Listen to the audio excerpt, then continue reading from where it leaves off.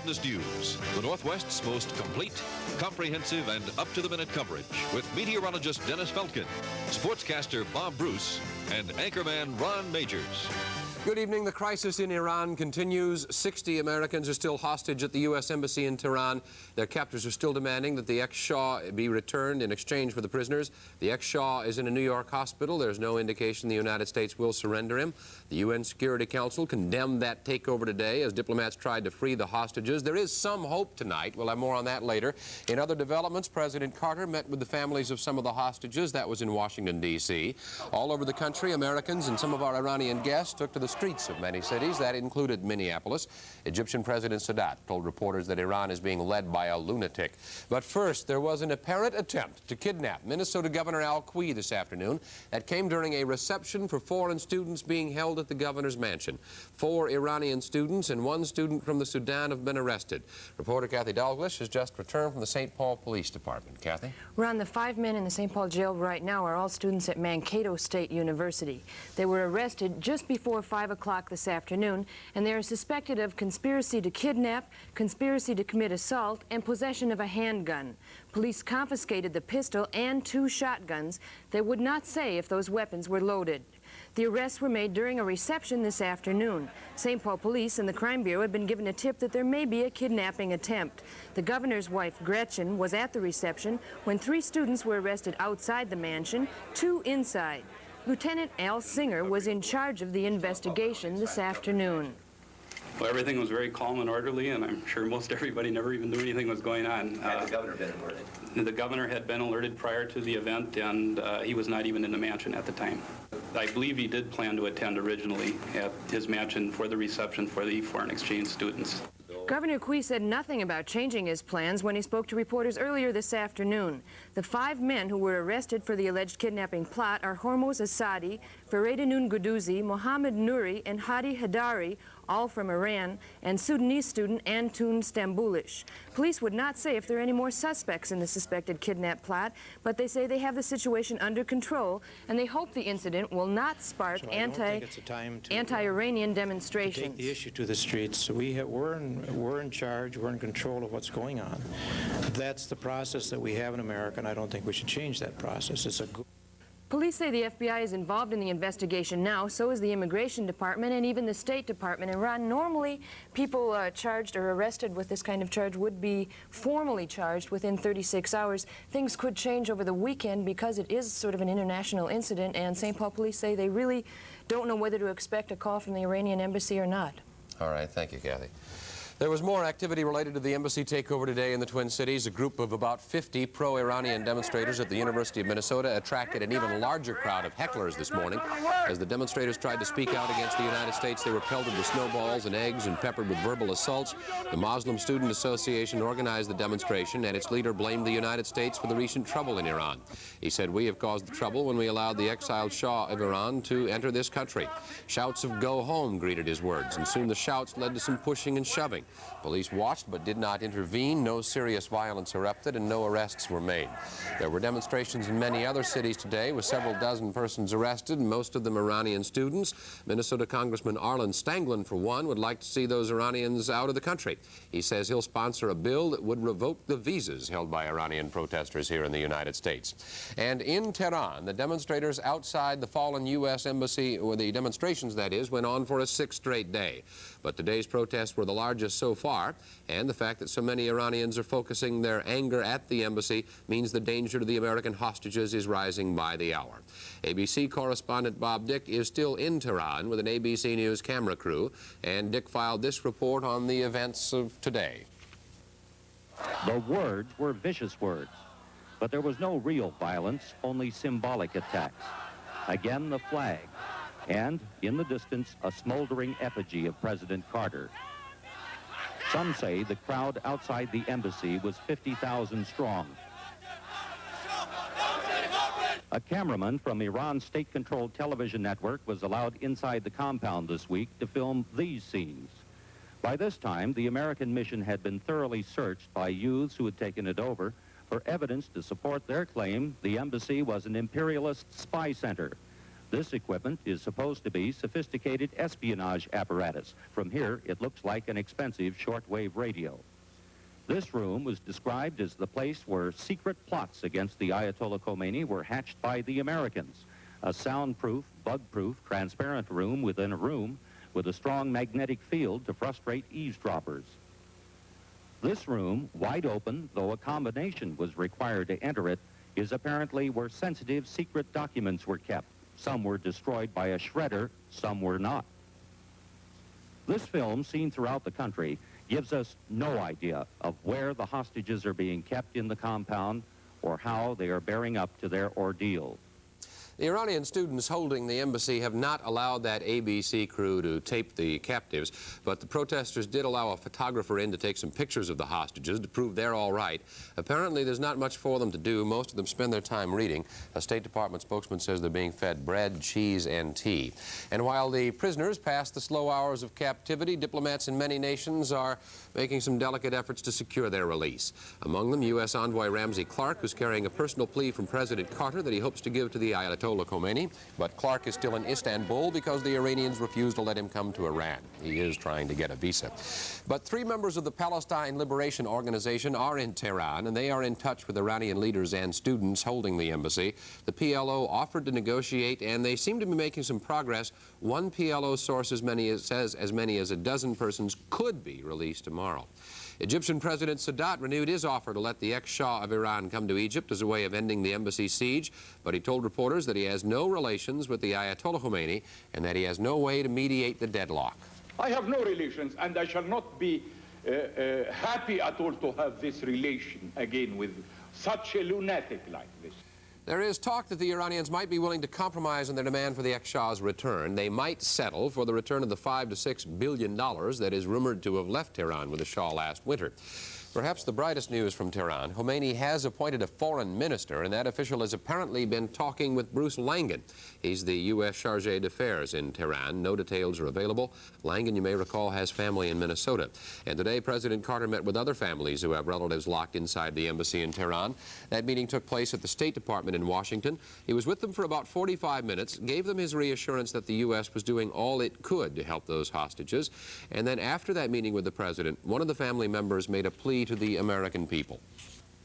Despite the frustrations and anger we all now share, we strongly urge that you commit no act that might lower American dignity. We want nothing done which will jeopardize the safety of the hostages.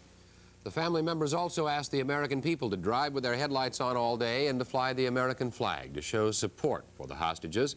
And while the diplomatic wheels move slowly, that may be about all any of us can do here in the United States. In other news, this Friday evening, the Senate Foreign Relations Committee finally took action on the SALT II treaty. New developments threw a monkey wrench into Minnesota plans for a special legislative session. Rosalyn Carter got a first-hand look at the awful problems faced by Cambodian refugees, and Minnesota sent off a group of medical experts to Thailand to try to help. We'll have those stories in a moment. When winter gets tough and the snow gets deep, fight back with Scout. Scout lets you shift into four-wheel drive for extra traction. And now's the time to buy an International Harvester Scout for next winter. Special factory reductions to your dealer on 79 models make it possible for him to give you a better deal than ever. Next time winter looks like this, fight back with this. Scout. Anything less is just a car. An energy message from AMOCO. Remember when you could get 2 bags of groceries for what you now pay for 1? Obviously, there are many causes of inflation. One of the most significant has been the huge jump in the cost of imported oil. The people at AMOCO want to produce more American oil to help fight the inflation caused by foreign oil. The money spent for American oil stays in America. And that's a good way to help preserve the value of your dollar. America runs better on American oil. Corn rootworms. To raise good corn, you have to do something about them. Corn cutworms. You'd better do something about that growing and spreading menace, too. Timber! And only Bigfoot Lorsban is labeled for the control of both rootworm and for cutworm, too. So switch to Bigfoot Lorsban, big enough to stomp rootworm. Big enough to stomp cutworm too. So big it even kicks up yields. Bigfoot Lorsban from Dow. The U.S. House today passed a bill that would release more than $1 billion to help people pay their heating bills this winter. The Senate should pass it soon. It would send about $60 million to Minnesota for fuel assistance, which rather undercuts the need for a special legislative session on fuel assistance. But as Marcia Fleur reports, Governor Quee is willing to go ahead with one. Republicans were summoned to Governor Quee's office today, where behind closed doors he told them he's still committed to a special session. But now he says it will be mainly to appropriate $4 million for Minnesotans not needy enough to qualify for federal fuel assistance dollars. Most Republicans, like the governor, believe that the federal government, like the cavalry, had arrived just in the nick of time and could save the state millions. Governor Quee told reporters after the meeting that if DFLers don't come down from their $59 million demand, there's really no pressure now to call the special session. There's less necessity now to go anything above $43 million than there was prior to the congressional action. At an ad hoc committee meeting later, even DFLers were willing to assume that at least $13 million in federal money would be here soon. And Representative Ken Nelson sketched a new plan to pour $25 million into aid for Minnesotans outside federal limits. But that assumption may be taking too much for granted, according to State Fuel Assistance Coordinator Jane Brown. She claims Minnesota won't see the first $5.6 million for the next 2 weeks, and she suspects the second installment won't get here for about 6 weeks, which once again threw the real need for a special session back up in the air, just where it was a month ago. One thing was pretty obvious after this very confusing day. This weekend, everybody's going to go back to the drawing board. This is Marcia Fleur, Channel 5 Eyewitness News at the state capitol. Today was the first day a Ramsey County agency began taking applications to help people pay their winter fuel bills, and the phones couldn't have been busier. Operators had more than they could handle, but they expect to take on extra help. The Ramsey County number is 612-293-1921. If you live elsewhere in the state, contact your local community action program or your county civil defense office. In Washington today, Congress also gave final approval to a $19 billion plan to develop a domestic synthetic fuels industry. And President Carter's top inflation advisor is considering another 25 to 50 cent per gallon tax on gasoline. Alfred Kahn says this would force the U.S. to conserve fuel, and it would fight foreign crude oil prices. The Senate Foreign Relations Committee sent the SALT II treaty to the Senate floor today on a vote of 9-6. Members did not change the wording of the treaty, but they added 23 statements explaining how the U.S. can withdraw from SALT II or begin talks on SALT III. The full Senate should begin debate after Thanksgiving. And this country's warning system for missile attacks went on alert this morning, but experts decided it was a false alarm. Because of security, they did not release any details. McDonnell Douglas Corporation and 4 of its top officials were indicted by a federal grand jury for fraud and conspiracy charges today. That company is the nation's second-largest defense contractor, and the charges allege that $7 million in payments were made to promote the sales of DC-9 and DC-10 airplanes to foreign countries. That local medical team being rushed to the Thailand-Cambodia border are now well on their way. The 6 doctors, 7 nurses, a paramedic, and a medical student left the Twin Cities this afternoon. They'll be working with Cambodian refugees under primitive medical conditions for at least a month. First Lady Rosalyn Carter began her tour of refugee camps today in Thailand near the Cambodian border. Her first stop, Sakao, a temporary home for 30,000 refugees, most of them in feeble condition or worse. 15 died there yesterday. Mrs. Carter said the visit was devastating to her as a wife, a mother, and a human being. This camp, of course, just the tip of the iceberg of the suffering in Indochina. 3 million people are said to be on the verge of starvation in Cambodia alone. Mrs. Carter later presented a $100,000 check to the Thai Red Cross. Tomorrow she'll meet with other aid officials before heading home. Pope John Paul II ended an extraordinary meeting of Cardinals today after disclosing church finances for the first time ever. The Pope called stories of the church's immense wealth damaging myths. He said the Vatican could run $20 million in the red this year. There have been reports of a plan to seek more funds from the richer dioceses in the United States and Western Europe. The Pope did not say anything about the size of the church's budget. And the state of Minnesota lost a battle to keep Amtrak's Hiawatha line from Chicago to Seattle running. A federal appeals court upheld a Kansas court ruling that Congress has the right to cut those major passenger rail lines. Twin Cities hit with about 2.5 inches of snow today. First snowfall of the season. Pretty, but left the roads icy and slick. Several accidents throughout the metro area, and to add to the headaches, you may have to wait in line if you haven't had your car winterized yet. Service stations say they're very busy now. Dennis Feltgen will have more on the weather when we continue in just a moment. Twin Cities Buick dealers, we challenge you to sell over 300 new Buicks in 10 days. Buick Motor Division. We accept Buick's challenge, and here's what that means to you. We have only 10 days to sell over 300 new Buicks, so our prices better be good. Like 80 Regal with air, not $8,000, but under $6,500. At Berkeley Buick, Stevens Buick, Ray Elliott Buick, Whitaker Buick, and Walser Buick. You may never find Regal under $6,500 again. Only during our 300 challenge tomorrow at your Twin Cities Buick dealer. Don't miss it. Here they come. Here come all the great new fashion looks from London Fog. Jackets, warm wool coats and raincoats that are exciting, classic, absolutely fabulous. That's the London Fog tradition. All the fashion news, plus that famous attention to detail. That's what we at London Fog call quality. That's what you call value.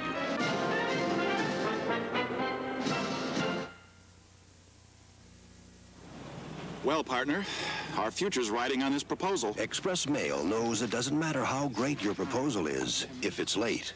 That's why your Postal Service created Express Mail. Next-day delivery to many major cities. Your package gets special attention to assure on-time, overnight delivery. Hello. We got it! We got it! Express Mail will make you an overnight success. See the yellow pages under Air Cargo for your nearest Express Mail post office. Does this mean we are not to see our lawns and gardens again until next, say, April? No, I'm not prepared for that. Some of the snow that we got last night will melt, but I don't think we're going to lose all of it. But it was quite obvious that last night the autumn season came to an abrupt end in the Twin Cities as a blanket of snow came down. Now, we saw it coming earlier this week, so it didn't exactly catch us off guard, but nevertheless, we still have to get used to it again. And we also have to remember a few of the wintertime words. One of them is a heavy snow warning. Now, that's issued by the National Weather Service when a new snow accumulation of 4 inches or more will fall in 12 hours or 6 inches or more in 24 hours. Now, when a blizzard warning is issued, you can expect a lot of falling or drifting snow, but with winds greater than 35 miles per hour. An ice storm warning means any falling rain will freeze when it comes in contact with the ground or some other object and results in a very destructive sheet of ice. And a winter storm warning is a combination of at least 2 of the wintertime events we just mentioned, such as freezing rain and heavy snow. But our snow is over in the Twin Cities, and from our KSTP Weather Observer Network, here's how much snow fell in the past 24 hours. Looks like 1 to 2 inches was pretty common, but over 2 inches fell in Anoka, Cannon Falls, and here at KSTP on the Midway, and just under 3 inches was dropped in St. Paul. Well, we weren't the only ones who got a blanket of snow. In fact, as of noontime today, anywhere from 2 to 4 inches of snow was on the ground for much of central Canada, down through eastern North Dakota, and much of Minnesota, and through the Great Lakes. And the trace to 2-inch amounts dipped down to Colorado, and they haven't made it to the Northeast yet.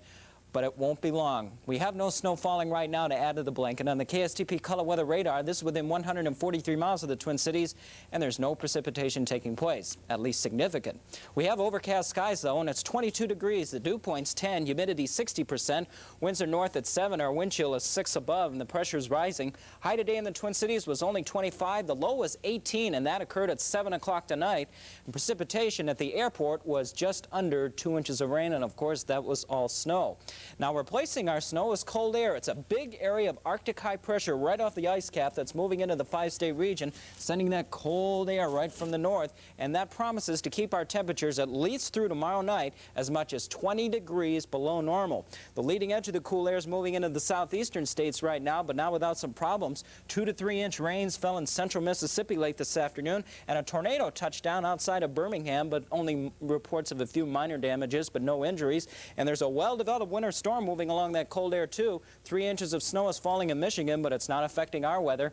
Here's a satellite sequence of all of this. We'll start you out at 9 o'clock last night, and as we roll this along, the snow was to the north, and a winter storm was organizing to the south. In fact, look at the spiral beginning to organize and move on out to the northeast. We have clear skies coming in behind it, but that's also cold air. High temperatures today around the country show places just had barely stayed above 0 in central Canada, with the freezing line all the way down into central Kansas. The only warm spots were southern Texas, southern California, and most of Florida. Well, here's the way the weekend's shaping up. This high will move on to the east and will give us cold weather at least through tomorrow night. And then an area of low pressure, not even on the weather map yet, will move into the Dakotas by Sunday. And that's one of those Alberta clippers. You remember those? That'll give us a chance of light snow by late Sunday. Here are the details of the weekend weather forecast for tonight.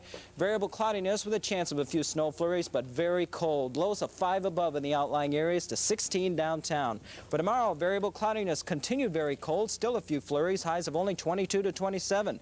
Tomorrow night, fair and not quite as cold as tonight. Lows of 14 to 20. Sunday, increasing cloudiness and a little warmer. A chance of light snow developing late in the day. Highs of 28 to 34.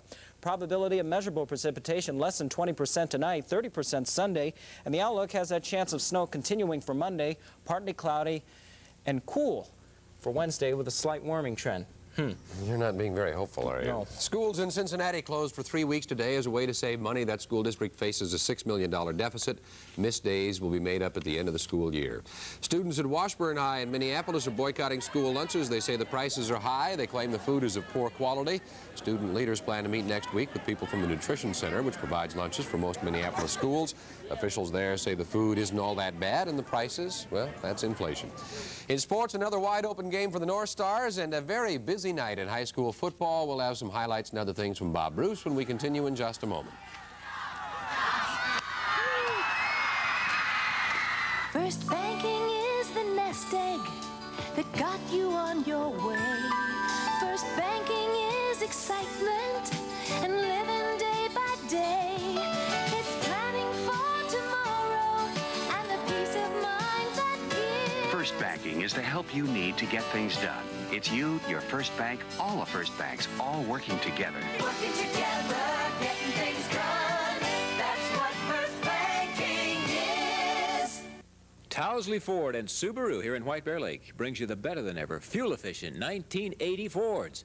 A car and a truck in every size, every price range, for every need. Super economy subcompacts, mid-size cars, family-size cars, sporty cars, pickups and vans and four-wheel drive units, some with snowplows as you prepare for winter. A car truck for you at a price that keeps us the #1 volume Ford dealer in the entire Northland. Buy from the leader and save. Tousley Ford and Subaru, White Bear Lake. Levitz has the answer to inflation: lower prices. It's simple. More savings for you, more business for us. Here's what we mean.